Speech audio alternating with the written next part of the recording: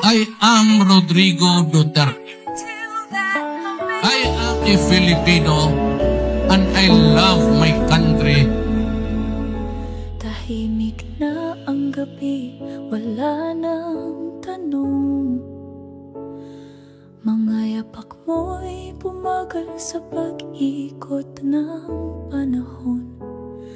Mga mata mong minsan ay nagliyab,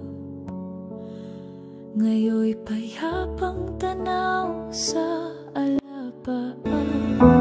It is the land of my birth. It is the home sigaw ng laban ngayon. Tinig mo'y nananatili sa aming loob. Tuloy ang ikot ng gulong, tay. Kahit medyo mabagal na, kami na ang tutulak sa direksyon ng mga pangarap mong iniwan mo noon. Di pa tapos ang kwento mo hanggang huling pahina. Kasama mo ko.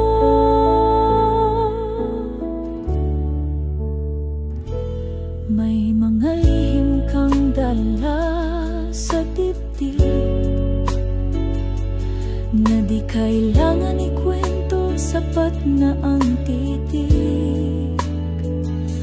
Di ka perpekto pero ikaw ang haligi, na kahit marupok di bumitiw sa bigat ng sandali. Ngayon kami naman ang hahawak ng sagwan, habang binabantayan mo sa malayo ang daan. Tuloy ang ikot ng gulong. What is incongruous nito? Nakakatawa, nakakagalit. Daanan ko yung Freedom Park. Dating kami, binawi yung permit at sinirahan yung Freedom Park.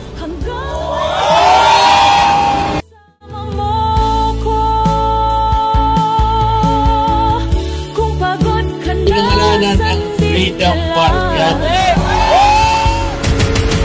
Hindi sa syudad yan. Bakit mo sirahan? It is supposed to be used by every Filipino.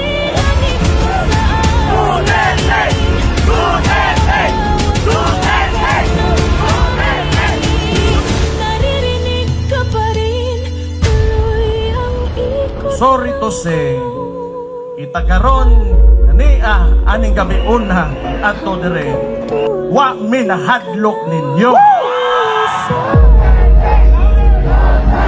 Gusto natong ipakita sa mga nagkupot sa kapangyarihan sa gahom karon, dili mahadlok ang katawan. Ito pong ating pagtitipon-tipon, ito po ang ating political belief. This is our freedom of expression. I'm Rodrigo Roa Duterte.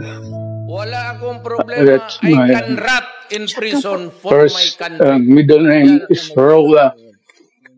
His surname is I am not Duterte. Filipino for nothing.